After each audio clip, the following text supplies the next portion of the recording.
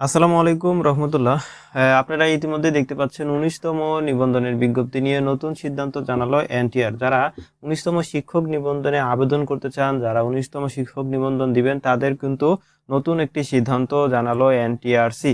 বন্ধুরা, আপনারা এখানেই দেখতে পাচ্ছেন বেসরকারি শিক্ষা প্রতিষ্ঠানে প্রবেশ পর্যায়ে শিক্ষক নিয়োগের লক্ষ্যে ১৯তম শিক্ষক নিবন্ধনের বিজ্ঞপ্তি প্রকাশের উদ্যোগে নিয়েছে কর্তৃপক্ষ। বন্ধুরা, এখানে দেখতে পাচ্ছেন ১৯তম বিনিয়োগ বিজ্ঞপ্তিটি অলরেডি প্রকাশের জন্য খুব কাছাকাছি চলে এসেছে।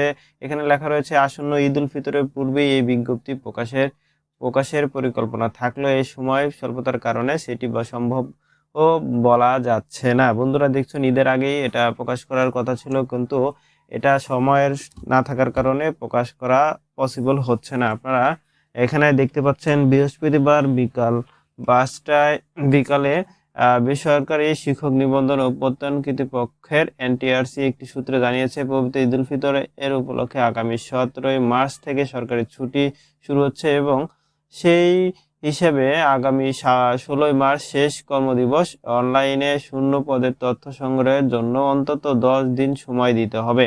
অন্যদিকে কার্যদিবস রয়েছে ৭ দিন, ফলে ঈদের আগে বিজ্ঞপ্তি প্রকাশ করা সম্ভব হবে না। বন্ধুরা, যারা দীর্ঘ আশা নিয়ে প্রত্যাশা নিয়ে বসেছিলেন যে ঈদের আগেই এই সার্কুলারটি প্রকাশ হবে, কিন্তু আসলেই ঈদের পরে এই সার্কুলারটি প্রকাশ করা হচ্ছে। বন্ধুরা, আরেকটি অনুরোধ হচ্ছে, বিডি অল জবস চ্যানেলটি যারা এখনো সাবস্ক্রাইব করেনি অবশ্যই চ্যানেলটি সাবস্ক্রাইব করবেন। বন্ধুরা, আপনাদের কাছে বিনীত অনুরোধ রইল।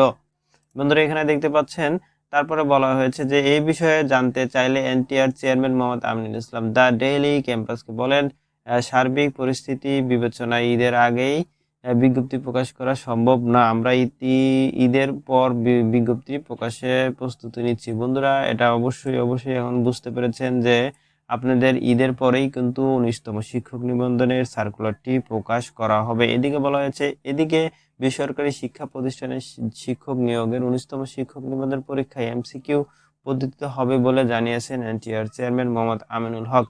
এর আগে সামাজিক যোগাযোগের মাধ্যমে ফেসবুকে বিভিন্ন গ্রুপ ও পেজ ১৯তম শিক্ষক নিবন্ধনে লিখিত পরীক্ষা থাকবে বলে খবর ছড়ানো হচ্ছে। বন্ধুরা, যারা ইতিমধ্যেই কোচিংয়ে ভর্তি হয়েছেন তাদের কিন্তু বিশাল একটি লস প্রজেক্ট হয়ে গেল। তারপরে বলা হয়েছে, বিষয়টি সম্পর্কে জানতে চাইলে বিভিন্ন ১৯তম শিক্ষক নিবন্ধনের ক্যাটাগরি বলে বলা হয় যে এখানে লিখিত নেওয়া হবে এমন কিছু বলা হয়নি, ফলে কনফিউজ হওয়ার কিছু নেই। ২০০ নম্বরের এমসিকিউ পদ্ধতিতে ১৯তম শিক্ষক নিবন্ধন পরীক্ষা অনুষ্ঠিত হবে। বন্ধুরা, যারা লিখিত পরীক্ষায় প্রস্তুতি নিচ্ছেন, এটা আপনাদের সম্পূর্ণ বেসতে চলে গেল।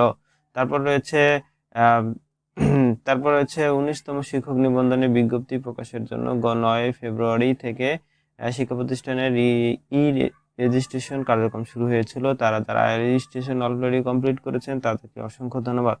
আর যে নতুন সিদ্ধান্তটি নিয়ে আসা হয়েছে, যেসব পরিবর্তন আসছে, সেটা কিন্তু অনেকেই জানে না।